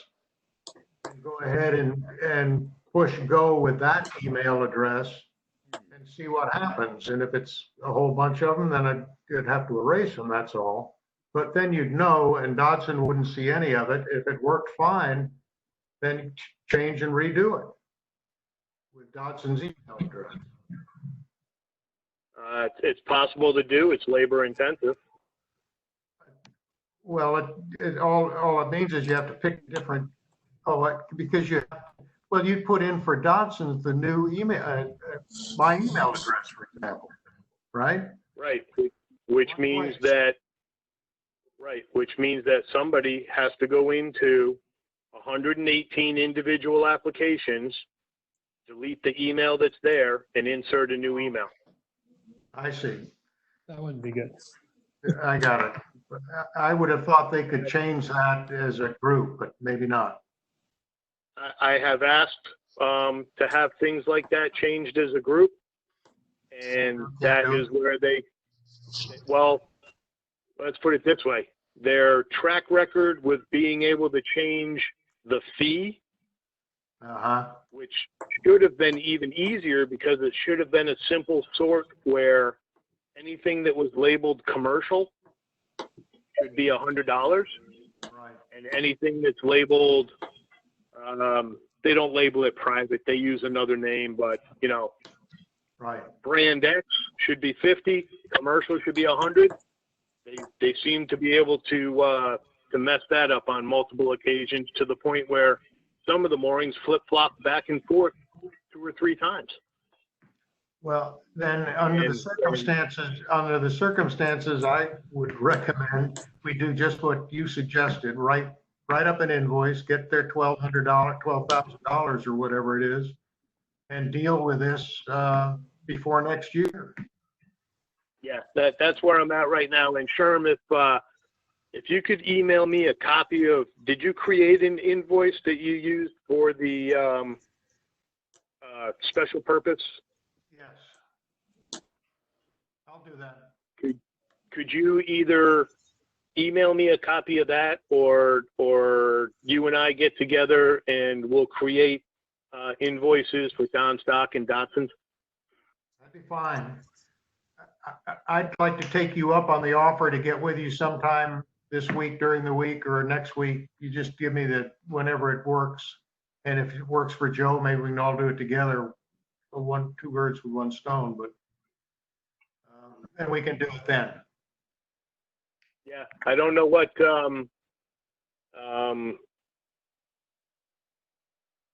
I know that I have a Friday might be good because I know that I have a couple of things to do first thing in the morning, maybe mid to late morning on Friday if that works out for people. But we'll keep that open and talk about it as the week goes on.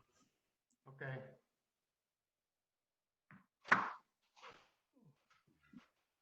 Okay.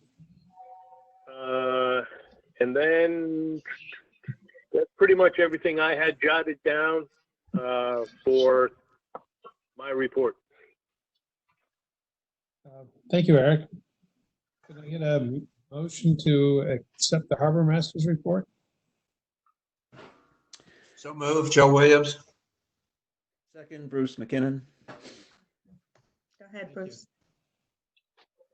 Got those, Caleb?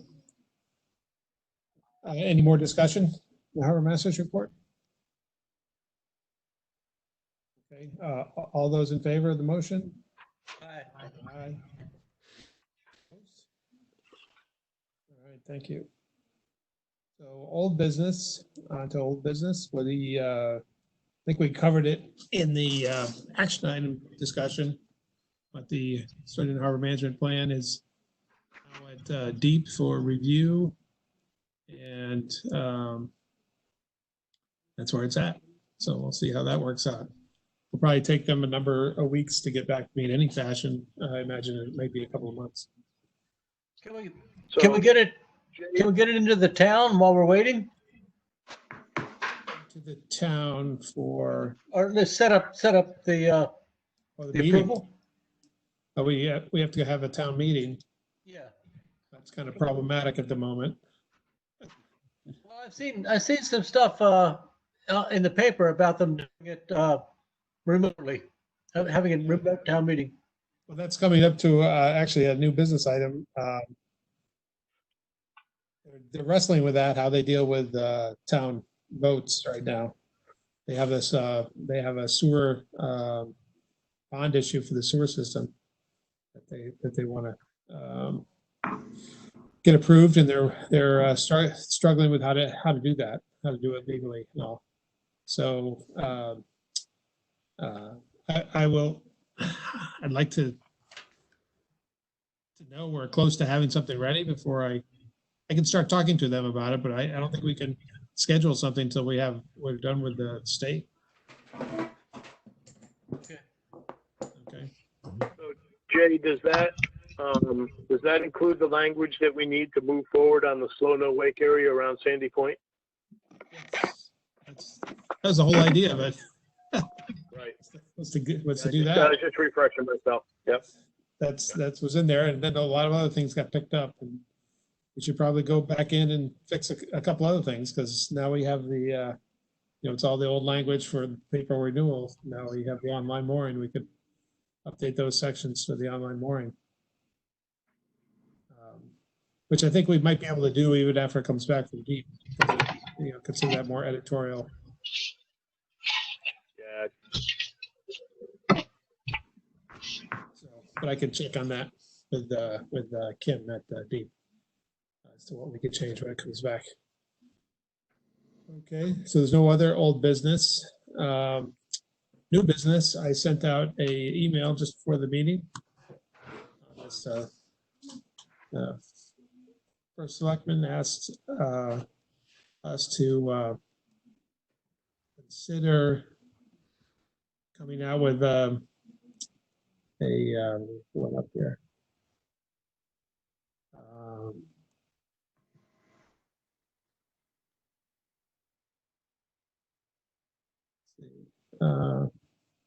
Right. So she was asking if we could consider putting forward a letter of support for this bond issue for the sewer systems in light of improving water quality due to the better sewer infrastructure.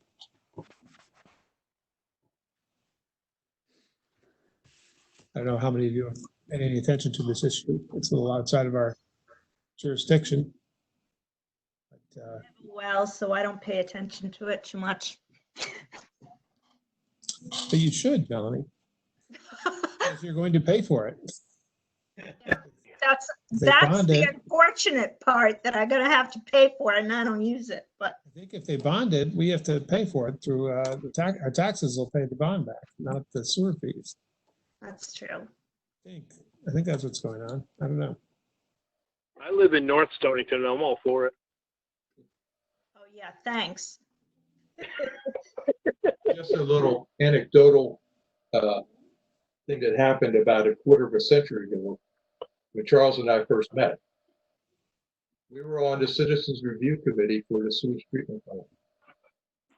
And our recommendation then was to take all three plants and combine them into a single plant using the property behind the high school. Is that right, Charles? And they rejected that. So here we are, 25 years later, going through the same problem. Yeah. I know there was another plan to consolidate. And it's going to cost a lot more too now.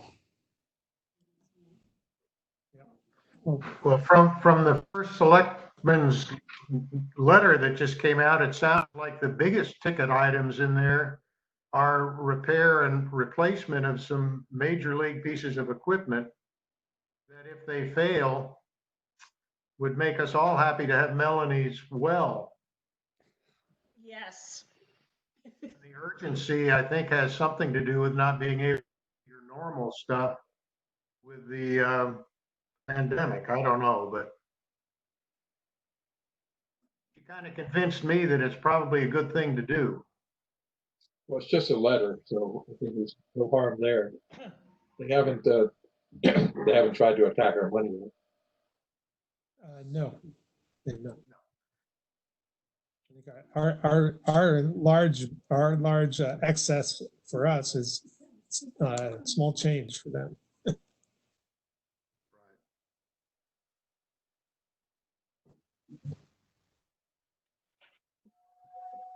This is Bruce McKinnon. I don't know much about it. I'm reading the email right now, but it's not a political issue, is it? We wouldn't, certainly not a political group, so we don't want to support if there's like a political argument going on about this. We don't want to go one side or another. We want the water quality in the harbor to be, in our jurisdiction, to be the best it can be, so. Just a question. Right. No, I don't think it's a political issue one way or the other. I think that most of these issues are, I mean,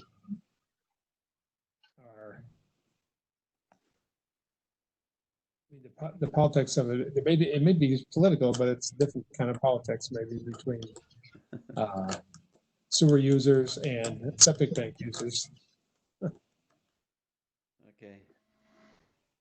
Yeah, that's what I was reading a lot. There's those folks who don't use it, such as myself, are having issues with the fact that they're having to pay for these upgrades and not getting any benefit out of it. So that's what I'm hearing from folks in my neighborhood and stuff. So, Not entirely true, Mel. You do get benefit out of it in that you get clean water that goes into the harbor. And that's something to consider yes, for everyone, because you do keep a boat in the harbor and you want that water to be clean just like all of us do. that's a good point, Caleb. You're right.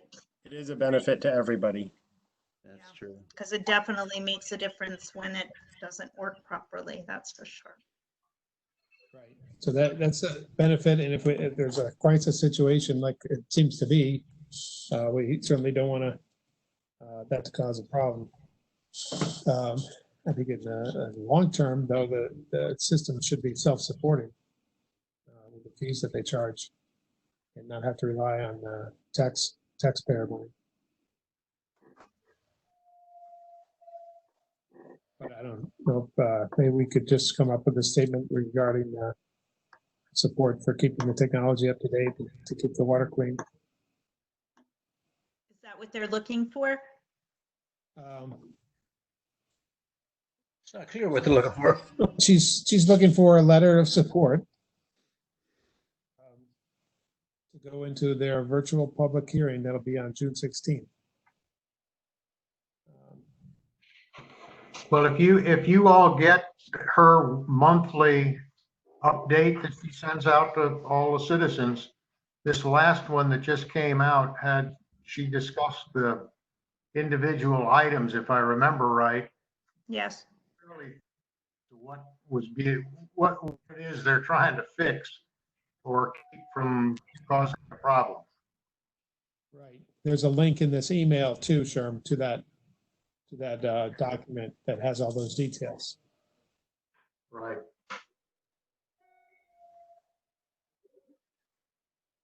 So I was wondering if, one, I guess, do we want to take a position and write a letter of support? Or then two, who is willing to do that?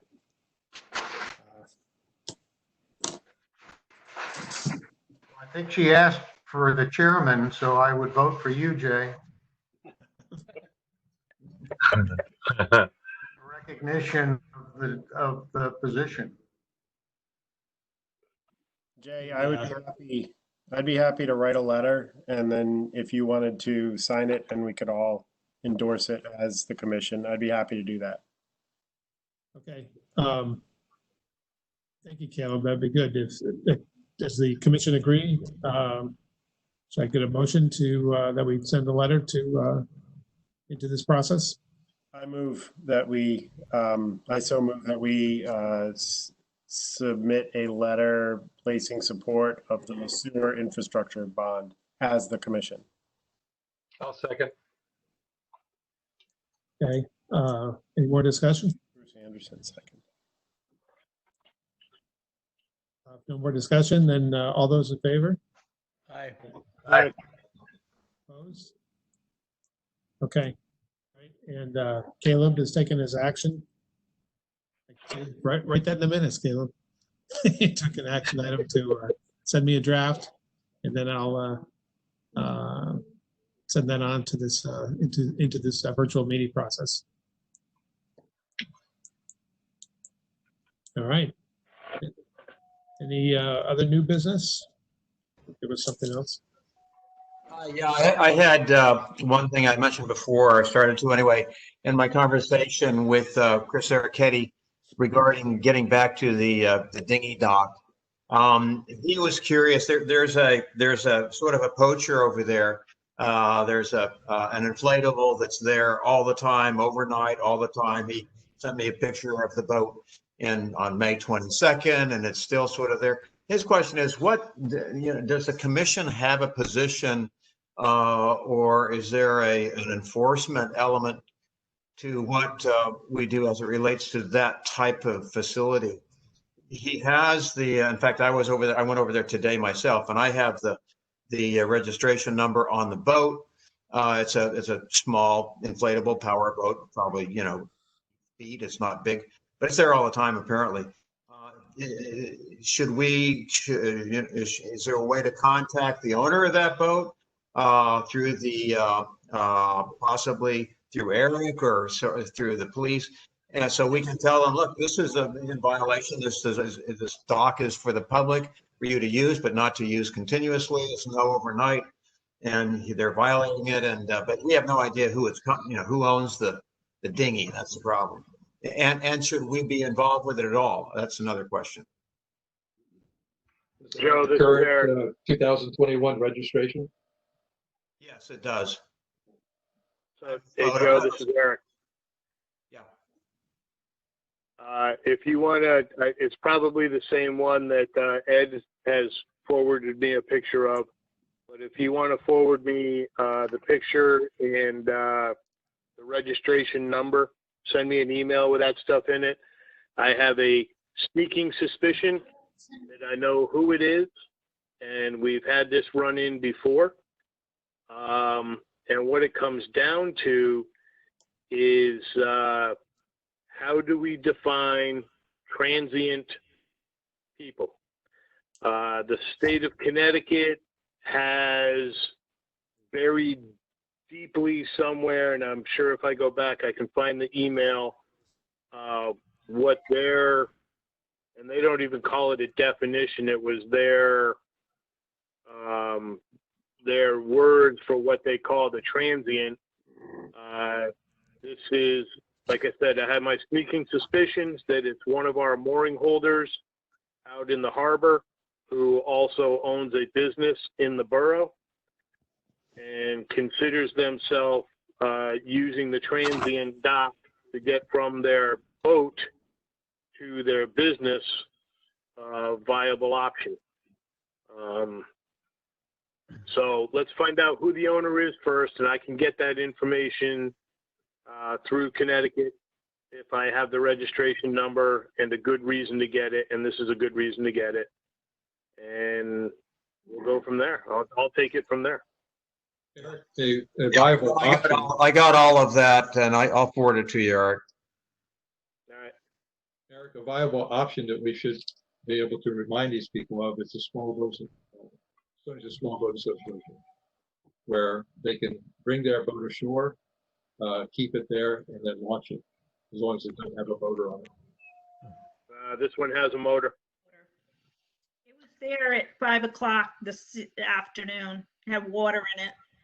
It's there overnight. It's there, been there for days. Yeah, right. That's right. I've seen it there overnight as well. When we've come back from a restaurant, like at 11 o'clock at night, it's there a lot. Maybe I'll just go take possession of it and wait for somebody to report it as stolen.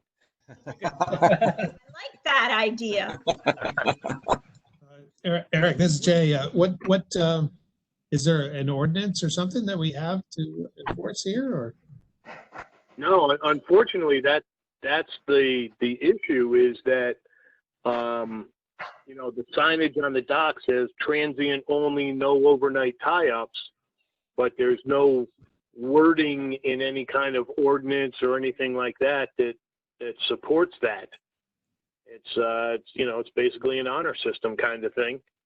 And that's why I think I know who it is. So what can we do about it if there's no ordinance?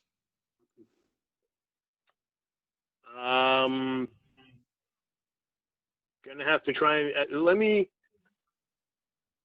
Let me see if I can get a hold of the guys up at the state that deal with these kind of oddball questions regarding waterfront and such, and pick their brain a little bit more about it. And we'll just have to take it from there. I mean, if we can establish that it looks abandoned, it can be handled in a different manner. So I have to say today, to me, it looked abandoned because it had water in it. It's been sitting there. It was there the other day. It doesn't move.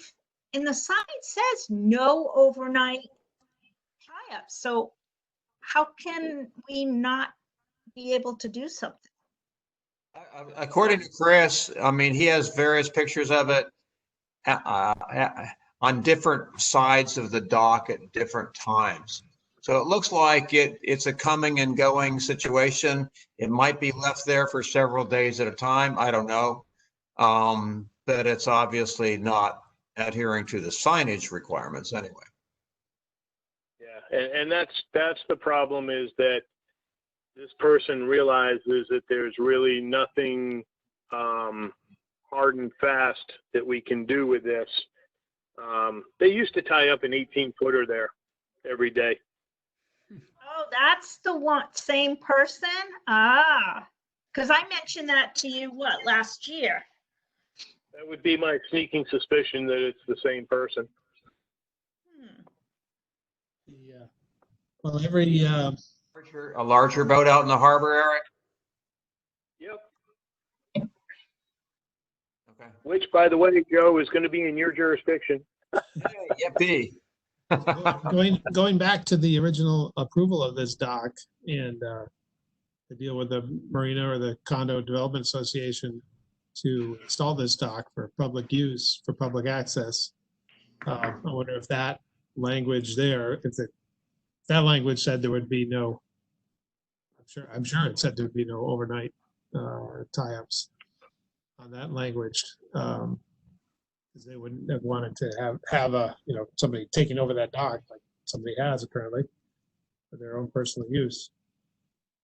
I wonder if that would be something to stand on in terms of enforcement.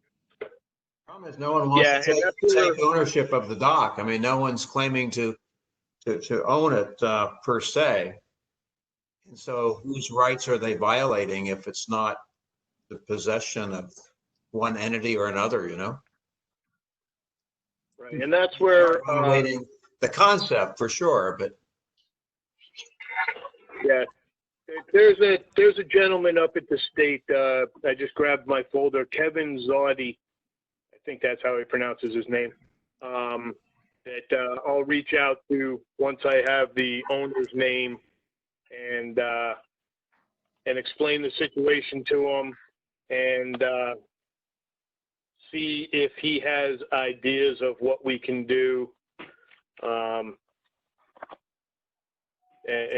follow it from there. The only problem is once I make a call like that, then the boat can't just disappear some night. So, not that I would do that.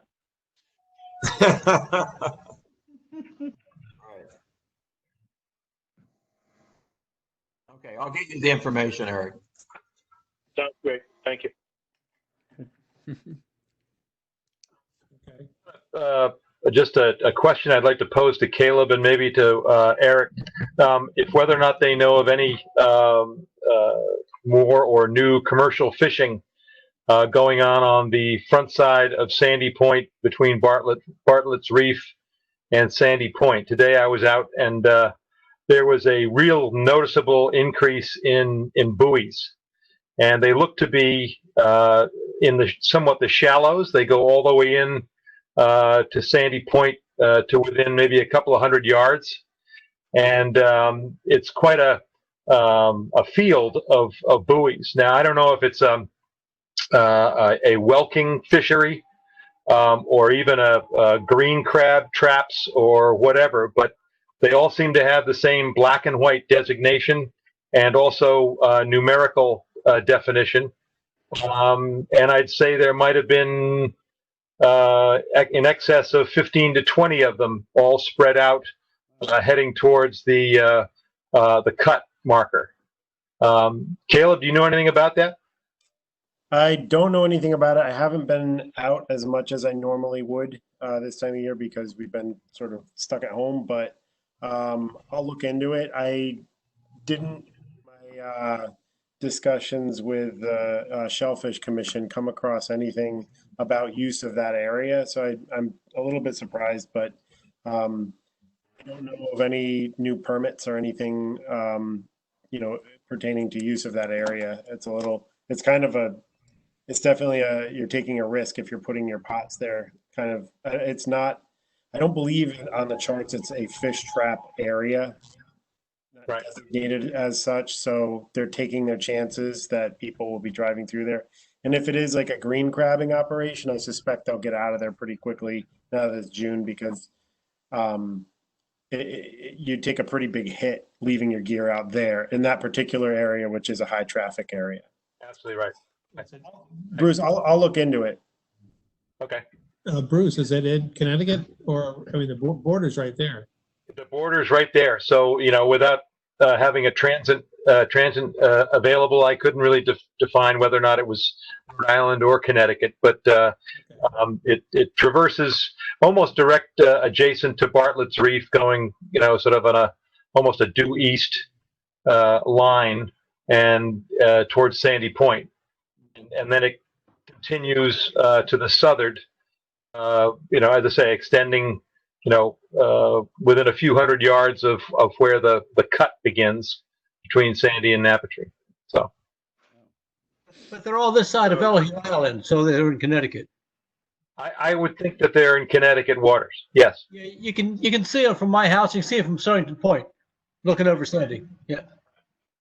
Don't forget the Rhode Island line runs from about where the folly is on the north side of Sandy Point on a southwest heading to a point just beyond where the Stonington Point SP buoy is.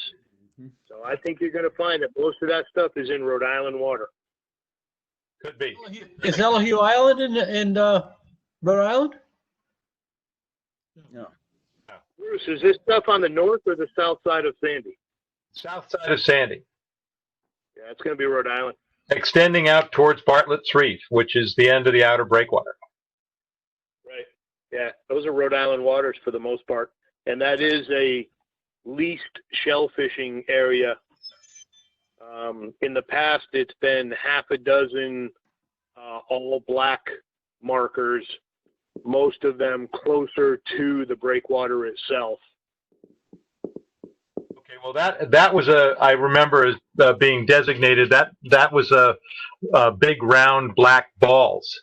These are lobster trap type buoys, painted black and white, and as I say, they've all got numerical definition beyond that, and it's an extensive field. Obviously, as Caleb mentions, as a thoroughfare, which it is, and in roughly shallow water, it's going to be pretty treacherous, or in terms of the gear, I think there's probably going to be a loss if it doesn't get pulled in by the time peak season rolls around. So. Yeah. I didn't realize that those were the size buoys you're talking about. I'd have to lean towards agreeing with Caleb that that's probably some kind of green crab trap setup then. Probably individual pots, maybe 2 per marker. Right. Okay. I'll take a look at it. I have an opportunity to go out there and look at it myself this week. So I'll take a look at it, get a photograph of the number, and see if I can't figure out something with the state of Connecticut and maybe even the state of Rhode Island, depending on what it looks like to me. By the way, This is Jesse. Do you think that it poses a hazard of navigation for people that are in Connecticut waters that are traveling south in that area?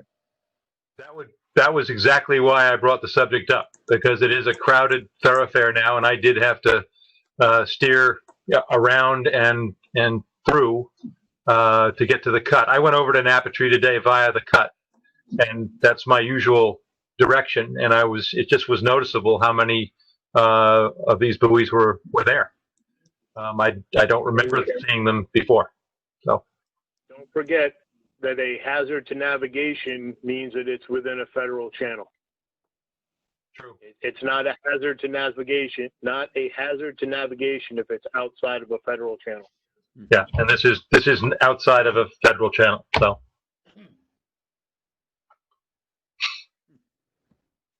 Okay. Thank you, Bruce. Any other new business? Yeah, Jay, this is Bruce McKinnon. As you recall, last fall, we lost one of the anchorage area buoys. We had 6 of them. And Ian, who takes care of them, Ian has suspected and still suspects, I talked to him today about it, that it might have been that barge that they were dredging up at the Westerly Yacht Club. Anyway, that being said, the buoy is gone. He put the 5 out, especially for this year, rather than purchasing a 6th. I think we could do fine in the Anchorage area. I think the traffic's going to be way down, and we do fine with 4 placed in a sort of a square, a rectangle, and the 5th one maybe sort of the peak. Imagine a house, and the 5th one would be the peak of the roof. So we can have our anchorage area defined, 1 buoy closest to Wampausick Point, not point, just the Wampausick shore, and then the other 2 extending out. It would still define the same rectangle, and we would save purchasing and dealing with another buoy. We could save that money for the hopefully slow no wake buoys that might come in another year, hopefully.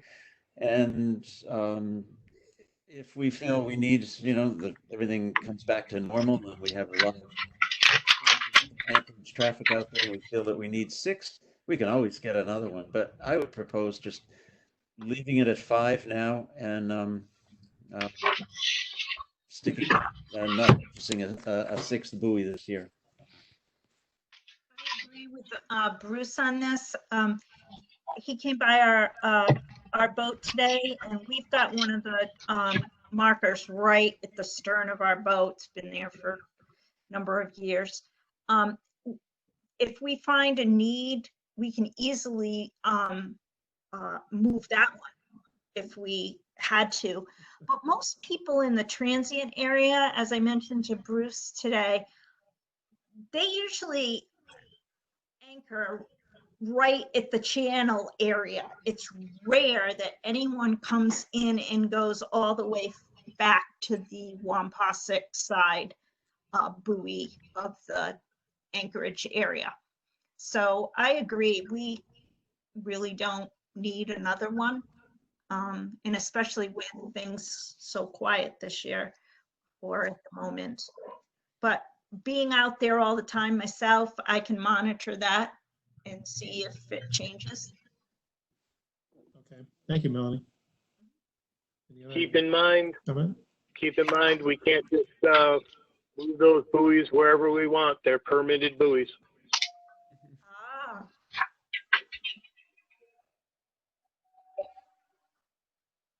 What does that mean, Bruce? That we have to, I think we could probably do with 5. We can put 2 to the north end of it and 3 to the south end of that. It's a rectangle on the chart. It's definitely like a rectangle, and I don't know. As far as I'm concerned, we could go without the final buoy. And as Melanie said, there are usually 2 buoys fairly close into the Wampausick shore. And I'm sure people are afraid to go in there. They feel there are rocks in there and maybe not great holding. But I'm just proposing not buying another buoy yet and wait and see how it goes. That's fine. We can do that. But what we have to do is just not put one of the buoys in place. And if anybody asks us, we're in the process of replacing it, but we can't just willy-nilly say, okay, well, we've got 5 left, so we'll put them in this shape. Okay. We don't have to issue a notice to Mariners, do we? No, not in the channel. What I would suggest is the southwestern most buoy, which would be the southern marker by the Wampausick shoreline, would be the one that we'd forget about for now. I agree. I think the least important one. Mhm. Are they, has Ian put them in, Bruce? They're all in, right? Yeah, they're in. Which one did he leave out? Which one did he leave out now, Melanie? What did he do? Or what did he do? Did he leave out the northeast corner? I'm thinking there's one missing from, I'm going north, south, east. No, I'm thinking there's one missing from the northwest side. Ah, okay. Yeah, because the two by me, and then there's the one, he put the one over right near the channel, and then there's the one that's over by Wampausick. So there's one missing on the northernmost side. Okay. So I could ask him to move the one that's in the southwest corner to the northwest corner, and that would agree with what Eric says, to leave out the southwest corner one. Don't worry about it. I'll move them. Okay. There's no need to pay Ian to move a thing that's on about a 20-pound mooring. Yeah. Good point. Thank you, Eric. Our launch boat too, Eric, if you need us to move one, we can easily move it with our boat. I'll just pick it up and move it next time I'm out there. No big deal. I move them around pretty regular to put them back on station. So. Okay.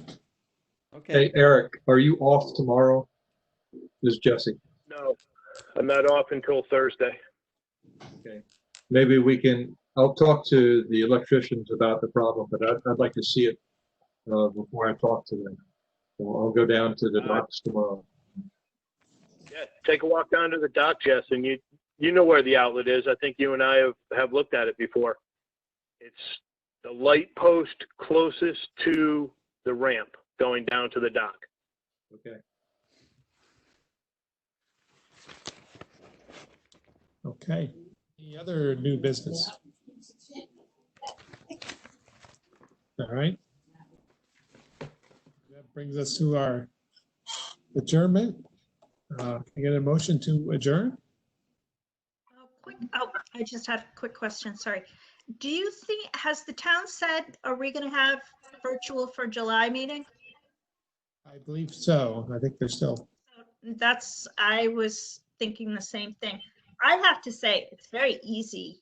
Once we've got this all going, it's very easy. It's kind of nice not to have to get out and go to the station. So. Vote for virtual. Good question whether we can keep it into the future, because you could be somewhere else and call in. You don't have to be in Stonington. On the boat, yeah. Be there, or you could be wherever. So we've had problems with that. With this, I think I can do the minutes next time. So okay, I can take that back again. All right. Thank you, Melanie, for all your efforts in this, by the way. It worked, finally, from my point of view. Once you do it once or twice and get the hang of it, it's fairly easy to do. Right. Okay. I spent half my life on Zoom calls, I got to tell you. Yeah. I'm on a lot of Zoom calls too. I do a lot of. Motion to adjourn. Thank you, Bruce. Can I get a second? Second. Second from the other, Bruce McKinnon. Bruce Anderson made the motion, Bruce McKinnon seconded. And I get a vote on the motion, please. All those in favor? Aye. Aye. Aye. The meeting is adjourned. Okay. All right, guys. Thank you, Have a everybody. great. Thank you all. Bye. See you on the see you on the water there. Are we all set, Melanie? You've, Yes, you're all set. Everyone closes out and then I'll close out. okay. And I'll see the, bye-bye.